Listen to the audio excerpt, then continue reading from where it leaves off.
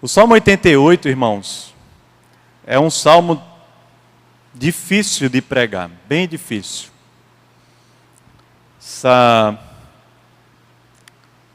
Pregar em série, né, uma exposição de uma parte da Bíblia, coloca a gente nessas situações, porque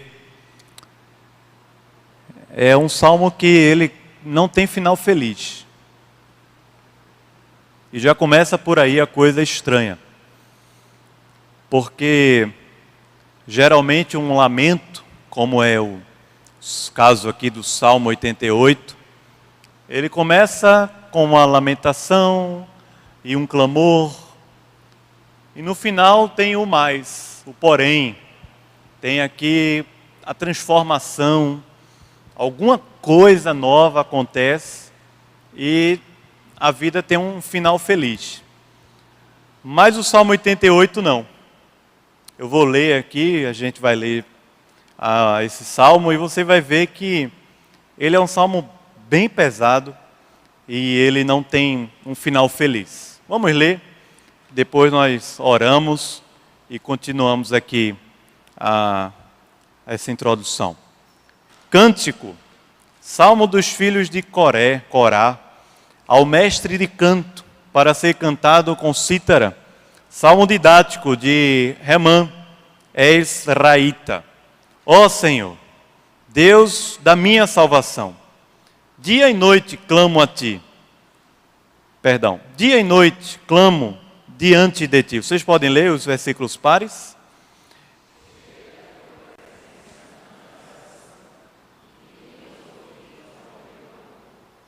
Pois a minha alma está farta de males, e a minha vida já se à beira da morte.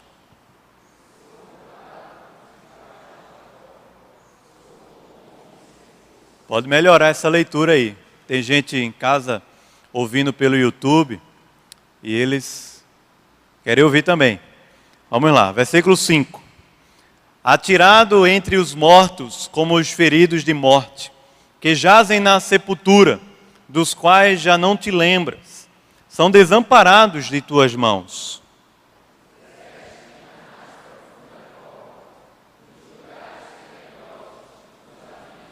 Sobre mim pesa a tua ira, tu me abates com todas as tuas ondas.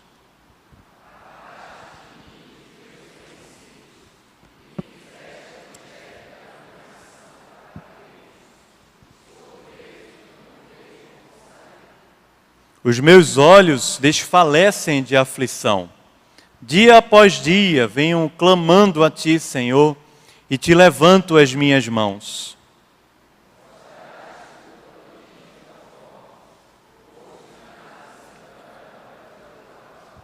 Será referida a Tua bondade na sepultura, a Tua fidelidade nos abismos.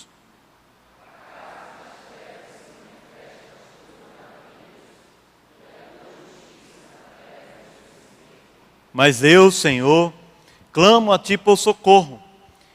E antemanhã já se antecipa diante de Ti a minha oração.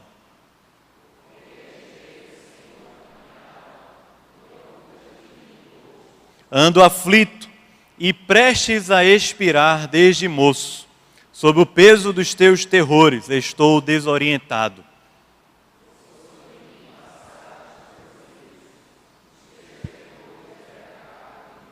Eles me rodeiam como água, de contínuo, há um tempo me circundam.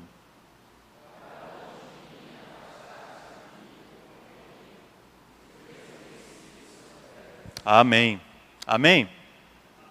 Amém ou não? Ninguém quer dizer amém, não? Amém. É a palavra do Senhor. Vamos orar. Pai, obrigado, Senhor. Obrigado porque temos a Tua palavra. Estamos aqui juntos, queremos ouvir a Tua voz. Dedicamos a Ti dízimos, ofertas, foram trazidos ao Teu altar.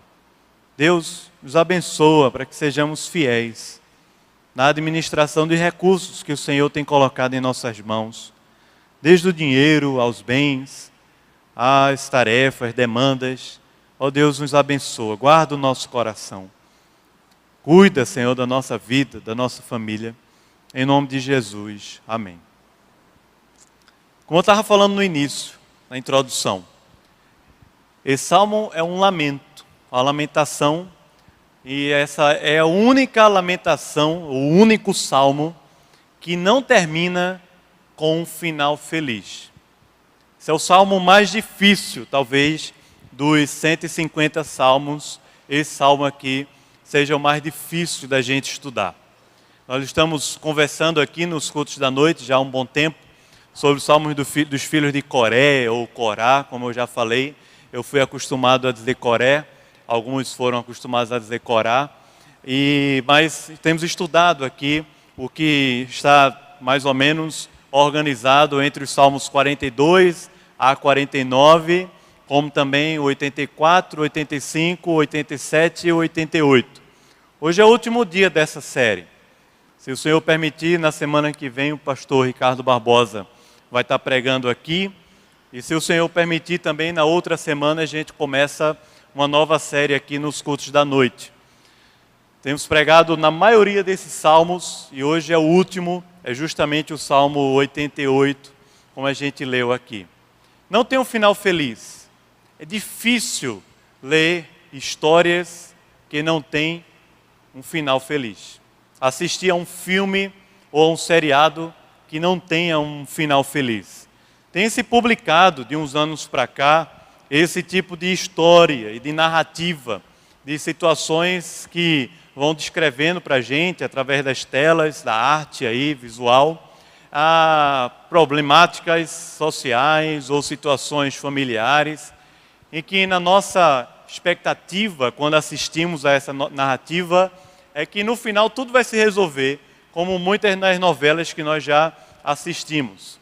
Que tem um bocado de bronca, a gente está sempre torcendo para o vilão, mas no final da novela há um final feliz, está todo mundo festejando e tudo mais, e a gente está ali achando que aquilo vai ser de alguma forma repercutido na vida da gente, o que não acontece.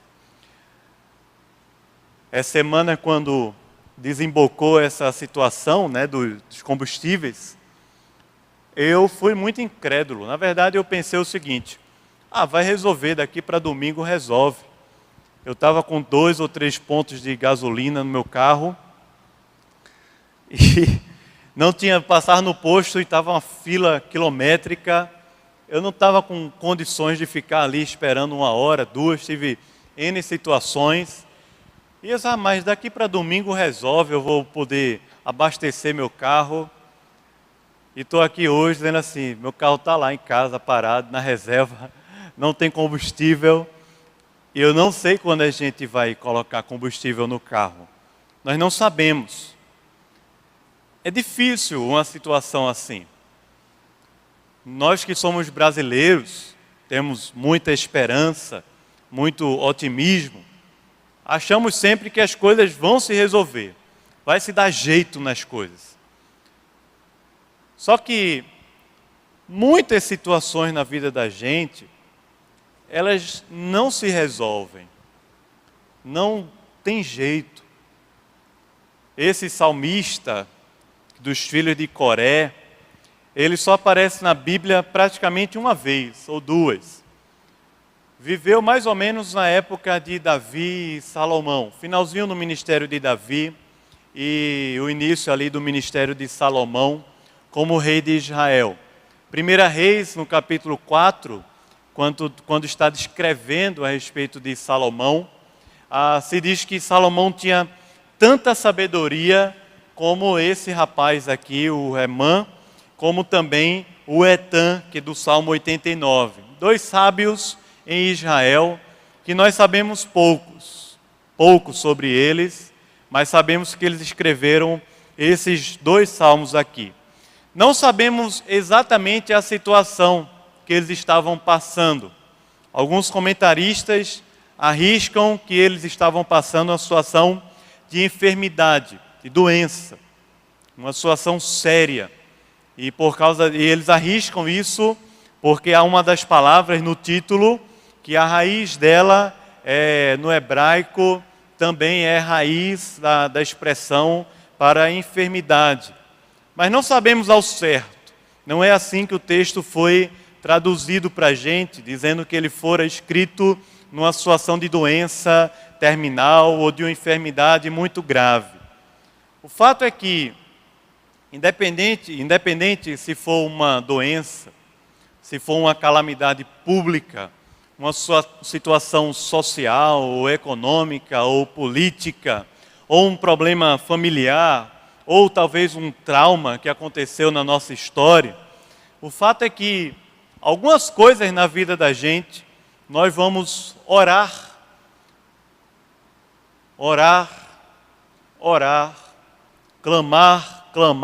clamar, e elas não se resolverão.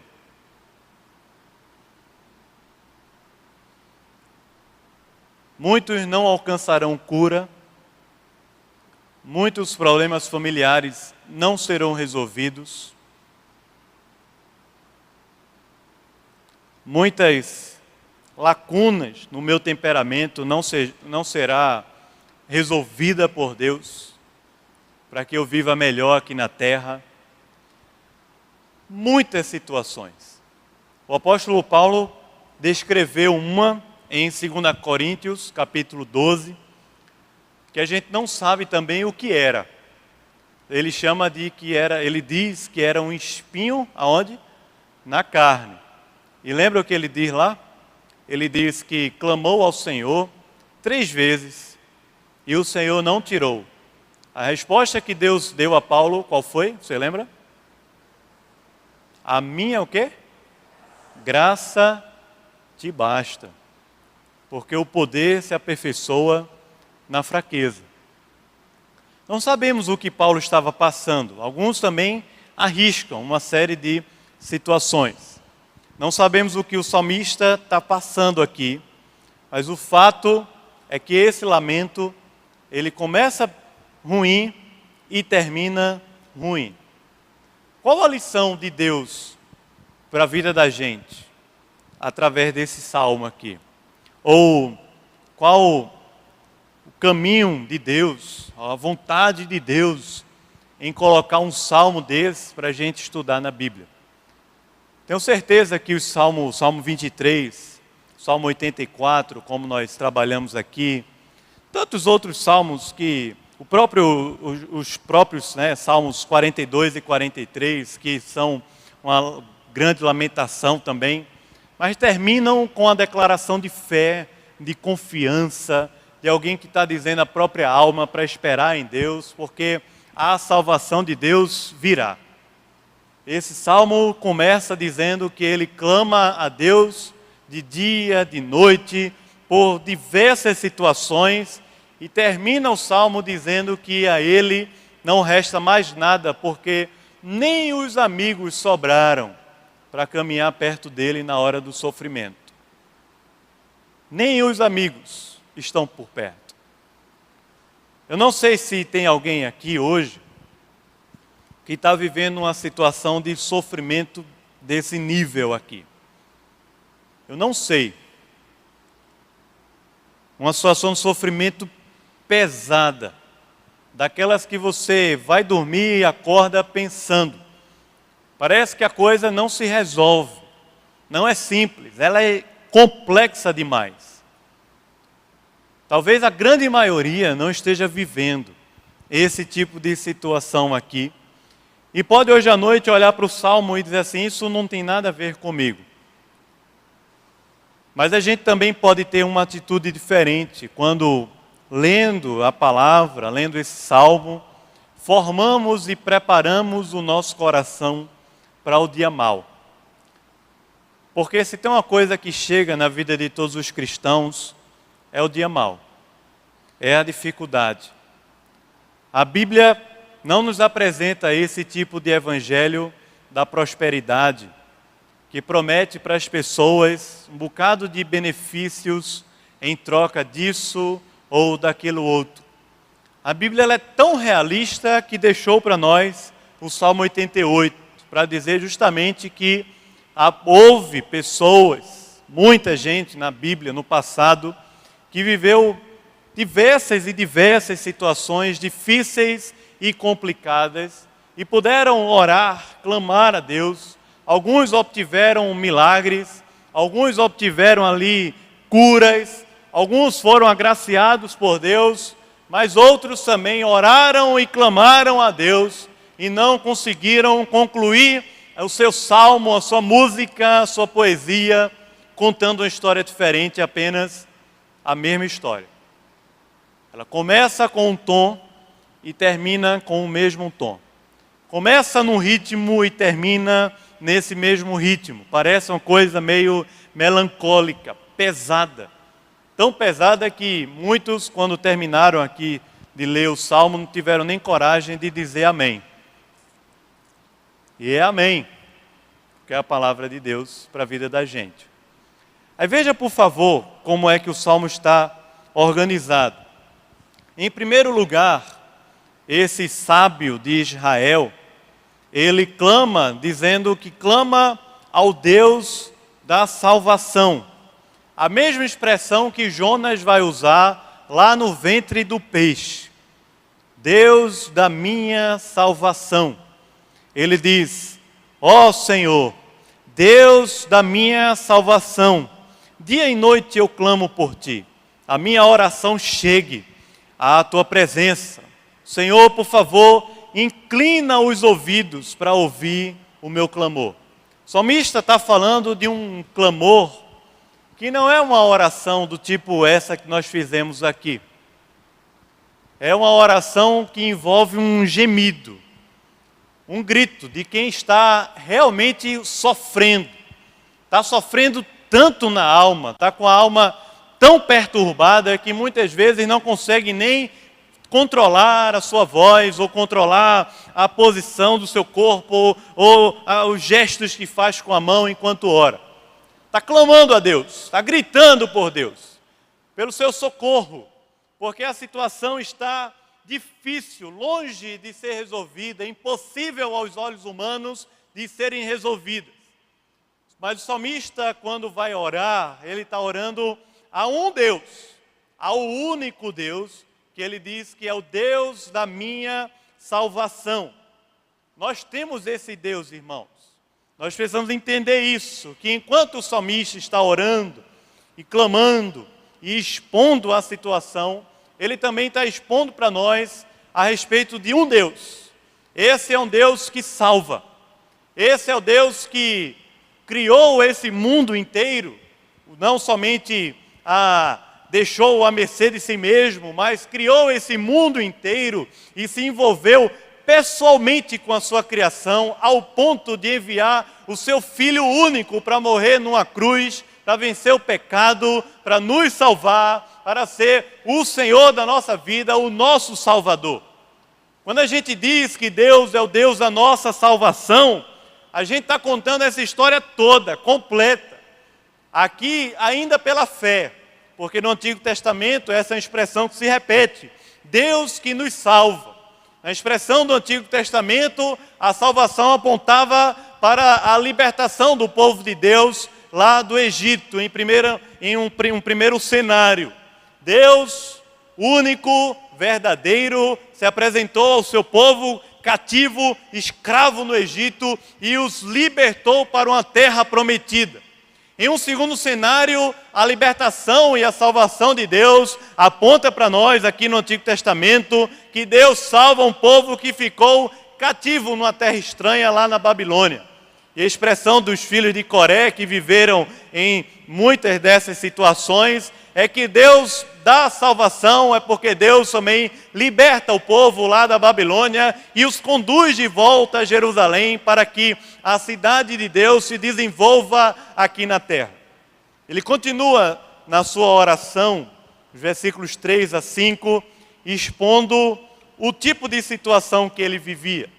À beira da sepultura, com imagens fortes, com palavras assim duríssimas. Numa expressão poética do Salmo aqui, que a gente encontra muito nos Salmos, chamada de paralelismo. Ele vai repetindo a ideia, trazendo novas imagens, novos cenários, mas a ideia está sendo construída a partir dessas ideias todas, de cenários diferentes que muitas vezes são iguais, parecidos, algumas vezes são diferentes. No caso aqui, é o mesmo cenário. É um cenário de caos, calamidade. Ele diz assim: a minha alma está cheia, está farta, não de Deus, não do bem, não está farta de dinheiro, de saúde, hoje em dia até de combustível, né? Estão ostentando aí no Instagram, colocando o tanque cheio de combustível. Não está cheia, mas a minha alma está cheia de males. Está terrível essa situação, por isso, Senhor, inclina os ouvidos, porque Deus é Deus que ouve, Deus é Deus que se inclina, porque Ele é Deus da salvação. Ele continua dizendo que à beira da sepultura significa que a sua vida se à beira da morte. Ele se compara aos que já estavam mortos, aos que baixavam a cova. Ele se compara a um homem que está sem forças, desfalecido, muitas vezes desfalecido na alma de uma forma tão forte, tão profunda, que não tem nem força no corpo, nem força física para levantar. Como muitos de nós, nos nossos problemas, as nossas ansiedades, a maneira como a gente vai lidando com a vida, como o nosso corpo vai sendo afetado pelas nossas emoções, pelo nosso coração, pela nossa alma. Ele diz: não tenho vigor. Eu estou comparado a um homem morto, a um homem sem força para nada. Ele diz no versículo 5: eu sou atirado entre os mortos, como os feridos de morte que jazem na sepultura, dos quais já não te lembras, são desamparados das tuas mãos. O salmista é muito sincero aqui, na segunda parte desse salmo, para dizer a Deus a real situação a qual ele se encontrava. É claro que ele fala através de uma poesia. Ele não está descrevendo um laudo médico que ele recebeu para Deus. Ele não está descrevendo aquela conversa que trouxe tantos males à sua alma. Ele não está descrevendo aqui um problema que está acontecendo no Brasil, político, econômico. Ele está simplesmente, através de imagens poéticas, de uma canção, expressando a sua alma para Deus de uma maneira muito sincera. Ele diz para Deus assim: Senhor, eu estou desamparado das tuas mãos. Aqui não é uma verdade bíblica de que Deus desampara o homem. O texto ele é poético. Por ser poético, nós encontramos nos Salmos a real imagem da vida comum. A imagem real da nossa vida e do nosso coração. Por isso que os Salmos são uma grande escola de oração. Ou, segundo João Calvino, a própria anatomia da alma. Porque através dos Salmos nós podemos perscrutar e perceber as coisas que passam lá dentro do nosso coração. E nós aprendemos com os Salmos ou com os salmistas que essas coisas que passam lá dentro, no dia mau, do sofrimento, da luta, elas podem ser colocadas diante de Deus. Não somente diante dos homens, nem tampouco nas redes sociais, como nós temos aprendido a fazer nesse mundo moderno que nós vivemos. Expomos a nossa vida nas redes sociais, para as pessoas ao nosso redor, em clínicas e médicos, e gastamos dinheiro e mais dinheiro investindo em vários tratamentos para resolver os problemas da nossa alma e para resolver o nosso sofrimento. Mas o fato verdadeiro é de que nós podemos, diante de Deus, expressar com sinceridade a nossa alma, o nosso coração. Porque Deus é Deus da nossa salvação, que se inclina para nos ouvir. Na terceira parte desse salmo, dos versículos 6 ao 9, o salmista diz para a gente que o que ele está acontecendo na sua vida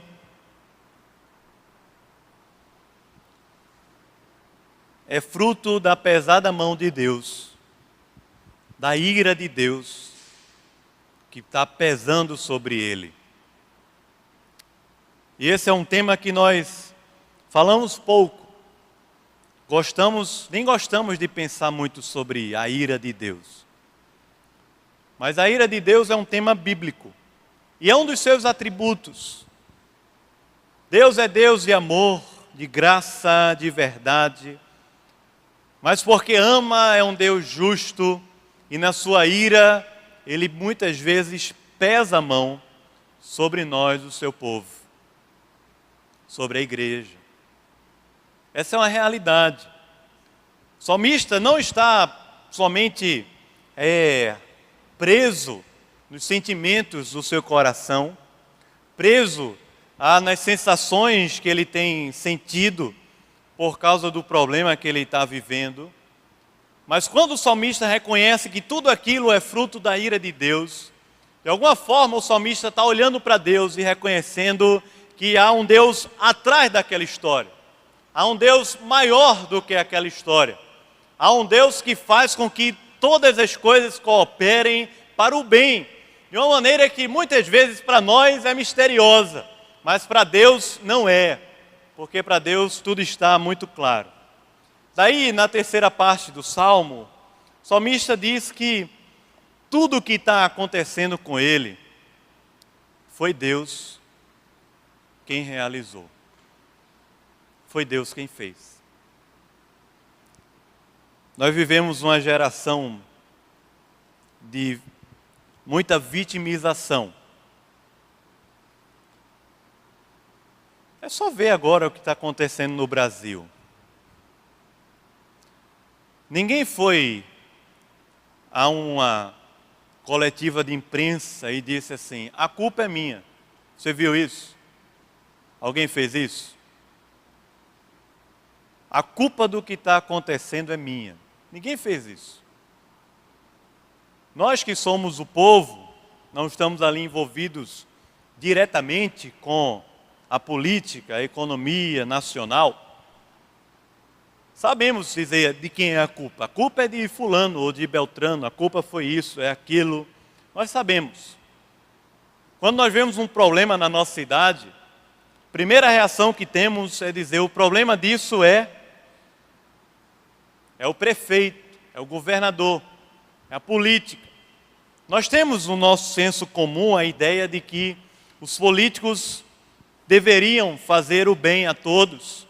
E quando as coisas estão erradas é porque eles não fizeram bem a todos.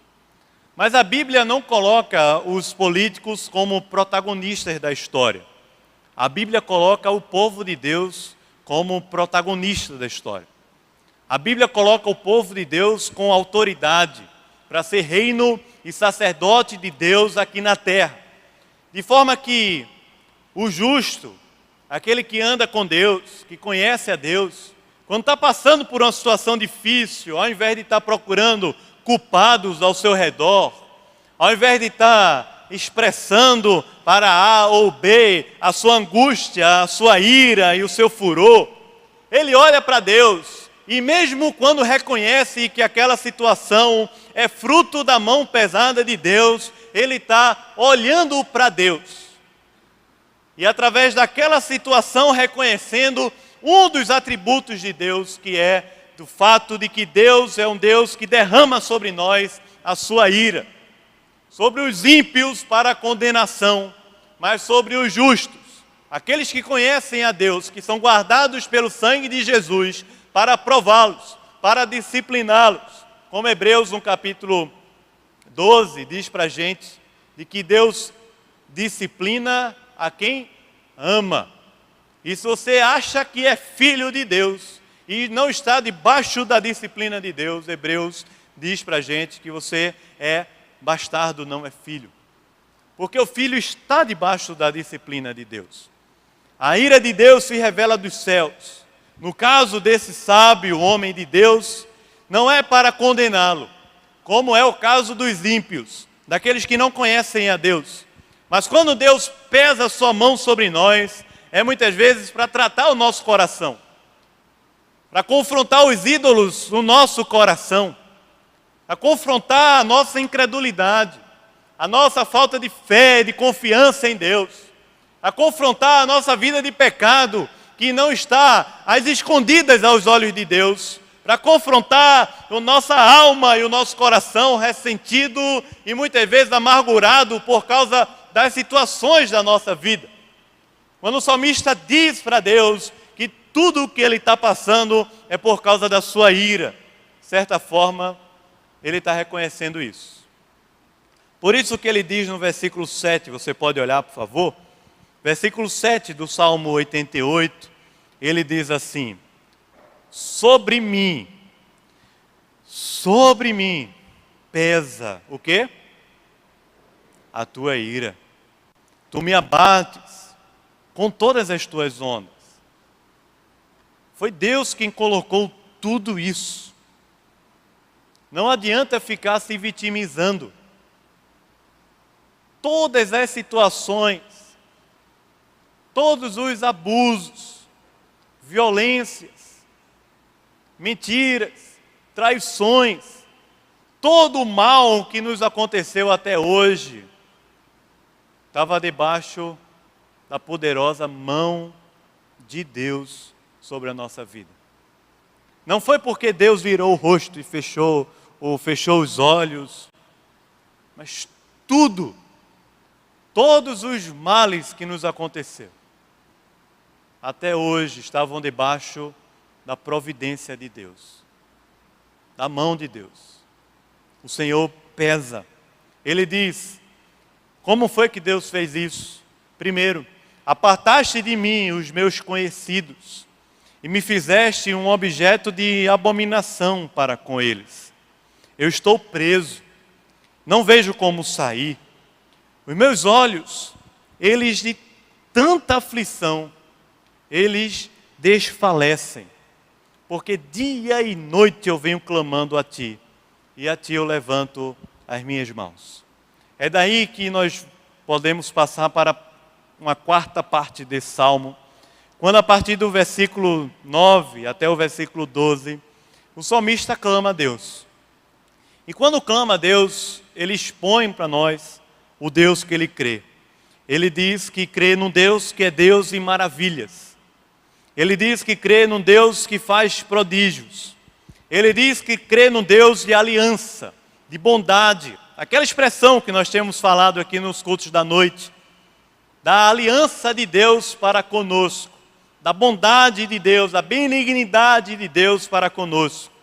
Ele clama a um Deus de justiça, o único Deus que pode estender sobre ele o socorro. Ele clama a um Deus que é Deus de maravilhas. A expressão é muito interessante, porque ele começa clamando a Deus, ao Deus que faz maravilhas. Ele conclui dizendo a mesma coisa, é o Deus que opera maravilhas, é a mesma expressão lá. Ele está clamando não a um pedaço de pau, ou uma pedra, ou a um sistema econômico. Ele não está clamando ao dinheiro, aos seus próprios desejos. Não está clamando a isso. Aos deuses dessa terra. Mas está clamando a um Deus que é Deus vivo. Um Deus que é Deus de aliança. Um Deus que é Deus de justiça sobre a terra.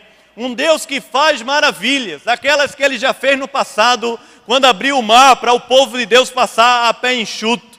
O Deus que faz maravilhas, como fez tantos e tantos prodígios e feitos no passado. Fez com o povo de Israel na Bíblia, nós passaríamos aqui um tempão para expressar, e fez também com a nossa vida. Uma coisa que a gente precisa aprender com os salmistas é a ter uma memória espiritual. Lembrar para o nosso coração o quanto Deus é fiel, que nunca Deus nos desamparou, que nunca Deus faltou com sua graça e misericórdia na nossa vida, que nunca diariamente Deus deixou de renovar as suas misericórdias na nossa vida.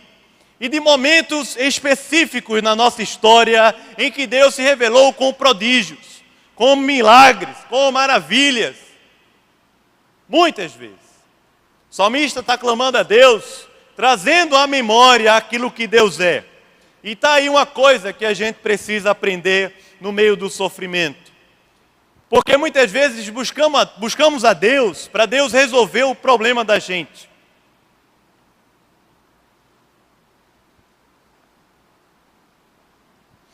E vivemos dentro de um ciclo vicioso na nossa própria alma, que parece que a gente está buscando a Deus, mas na verdade a gente está se afundando no próprio coração.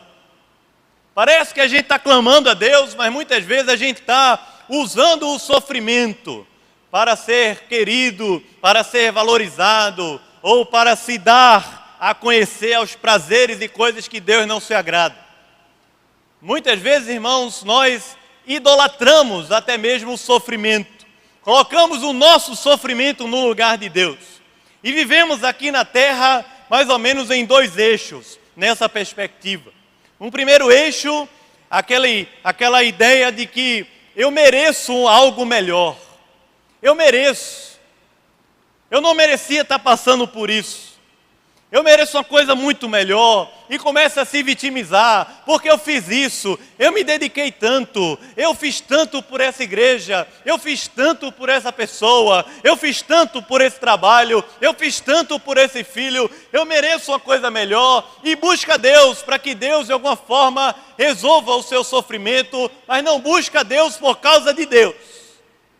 Por outro lado, enquanto eu estou aqui no eu mereço, a minha alma começa a jogar comigo, o meu coração começa a jogar, a me enganar, e o inimigo armando ciladas para a vida da gente. E essa cilada, ou uma dessas ciladas, é justamente quando a gente começa, no momento do sofrimento, da luta, da dor, dizer, eu preciso de um escape, eu preciso de um refrigério, e vai buscar na pornografia, e vai buscar no sexo livre, e vai buscar em algum vício aqui na terra, e vai buscar em um bocado de coisa, porque lá no fundo você diz, eu preciso de um escape, eu preciso de alguma coisa para que eu esqueça do meu sofrimento. E o salmista, quando clama a Deus, está dizendo, eu preciso é de Deus. Eu preciso é de Deus. Eu preciso é de um Deus de aliança, de justiça, de maravilhas. Eu preciso é de Deus. Por isso eu posso clamar a Ele. Clamor que brota do fundo do coração, mas que não fica circulando em torno dos próprios sofrimentos. Um clamor que brota de um coração sofrido, incrédulo, doído, mas que não fica dando voltas em torno de si mesmo. Um coração que clama, ou um clamor que brota de um coração que conhece o Deus de toda justiça, de toda bondade, de toda misericórdia e de toda maravilha. Deus é o nosso socorro. Por isso que nos versículos 13 e 14, ele diz assim, eu clamo a ti por socorro. Antemanhã já se antecipa diante de ti a minha oração.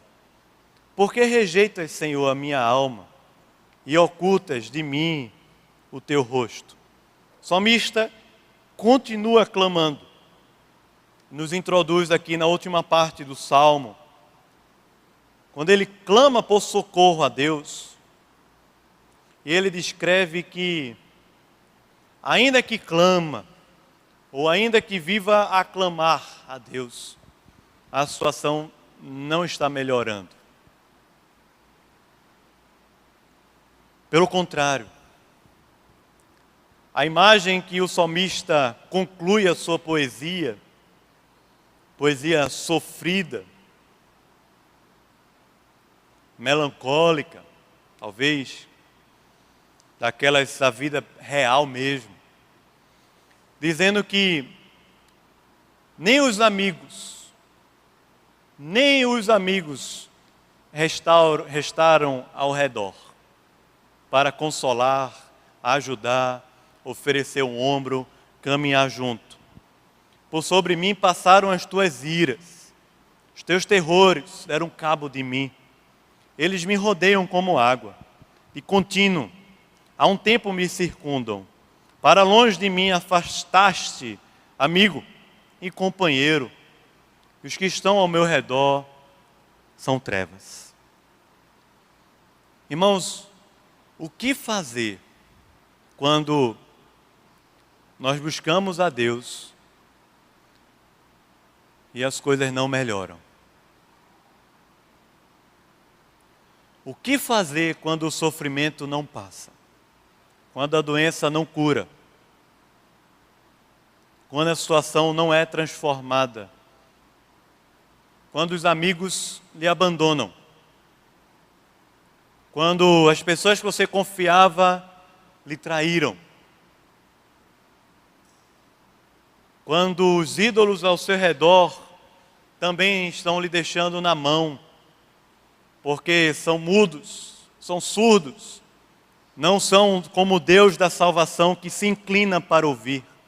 Ou como diz no Salmo 40, esperei confiantemente pelo Senhor, Ele se inclinou e me ouviu quando clamei por socorro.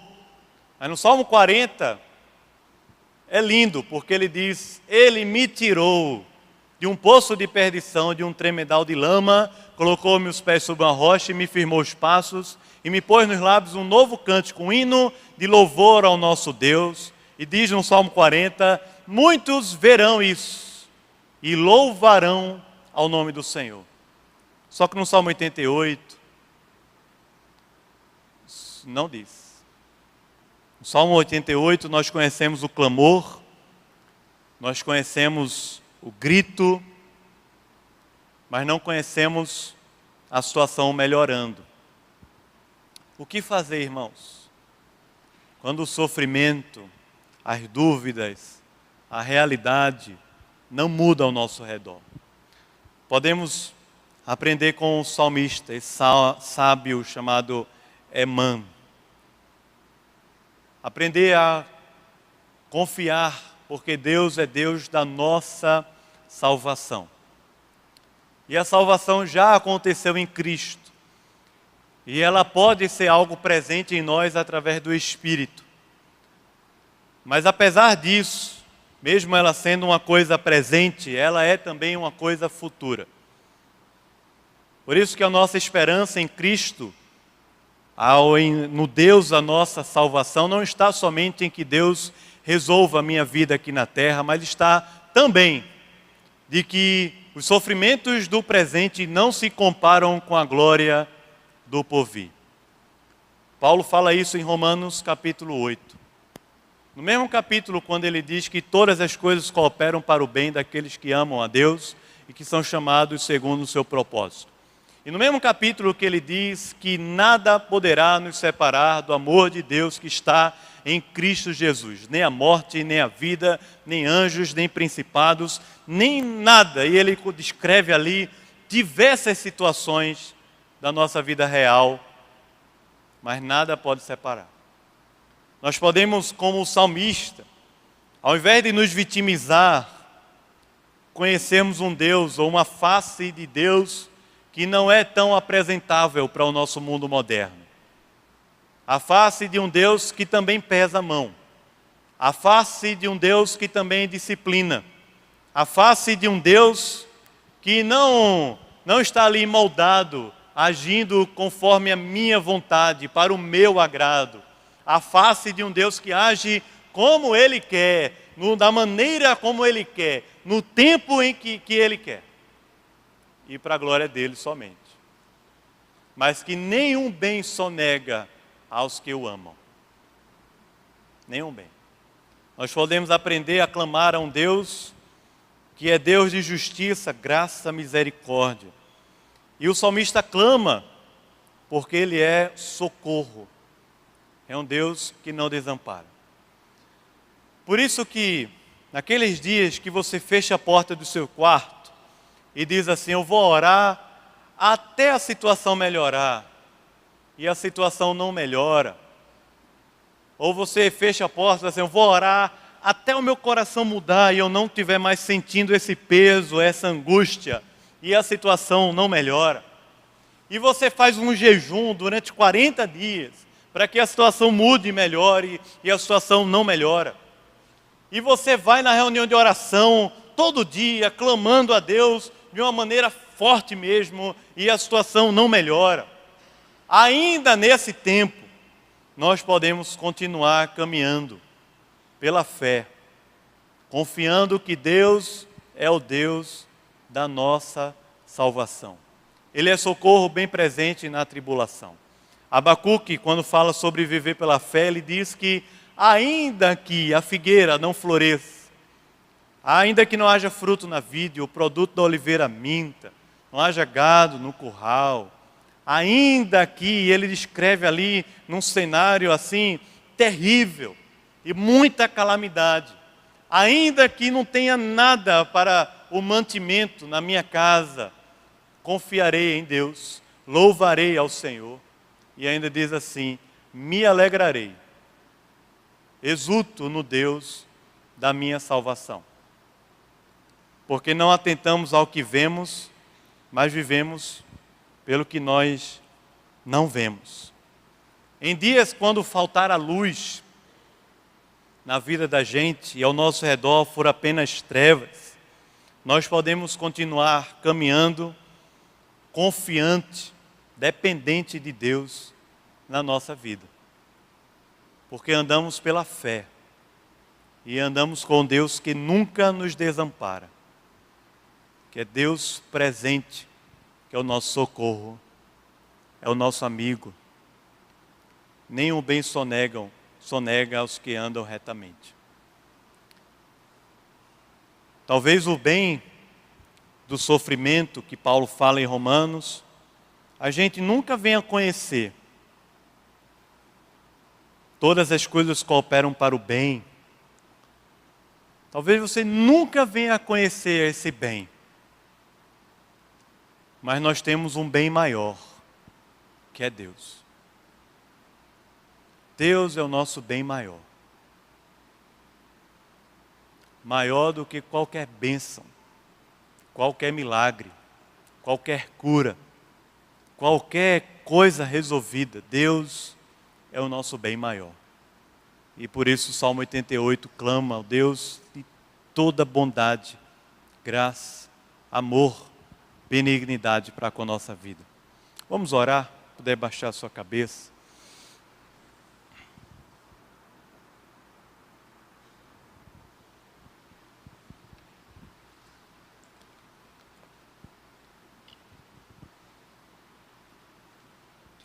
Esse é um salmo didático. É um salmo para o nosso aprendizado, nossa formação espiritual. Você pode orar, dizendo: Senhor, forma isso no meu coração, para quando as trevas me envolverem, meu coração não se perca, os meus pés não vacilem, meu coração não se desvie do Senhor, os meus olhos permaneçam firmes, olhando para o autor e consumador da nossa fé, o Senhor. Deus, ensina o meu coração a viver o sofrimento, a passar pela prova, pelas aflições, pelo dia mau, por aquelas mais difíceis que parecem não vão se resolver. Ensina o nosso coração a nos apegar mais ao Senhor, a confiar mais em Ti. Como no Salmo 87, porque todas as nossas fontes estão no Senhor. Tu és o nosso bem maior. Tu és a nossa herança. Tu és tudo o que nós temos, Senhor. Ainda que nos falte tudo, combustível, comida, dinheiro, bens, ainda que o nosso corpo nem corresponda mais, Senhor, nós queremos continuar com os olhos firmes, nos alegrando em Ti. Livra-nos, Senhor, de ficarmos aqui presos, escravos das nossas sensações, das nossas percepções. E também, Senhor, escravo dos males, dos sofrimentos que acontecem na nossa vida. Livra-nos até desse ídolo, Senhor. Livra o nosso coração do engano, e acharmos que somos merecedores de algo melhor, que na verdade, Senhor, não merecemos nada, tudo o Senhor nos deu por graça e misericórdia. Livra o nosso coração do engano, Senhor, de acharmos que precisamos de alguma coisa para sermos felizes, plenos, para caminharmos, enquanto que na verdade nós só precisamos do Senhor, que é o Deus da nossa salvação, Deus de maravilhas, Deus de toda justiça, Deus de toda bondade, de toda misericórdia, Deus que é bom e fiel, Deus que não falta, Senhor da nossa vida, da nossa história, aquele que é o alfa e o ômega, e que não nega nenhum bem aos seus filhos. Ó Senhor, Tu és o nosso socorro e o nosso refúgio, nós precisamos de Ti. Na nossa vida nós precisamos de Ti. Ó Deus, clamamos, Senhor, nos ensina, que esse salmo é didático, é formação para o nosso coração, nos ensina a passar pelo dia mau, pelas provas, pelas situações, e com a fé, se fortalecendo cada vez mais no Senhor. Em nome de Jesus. Amém.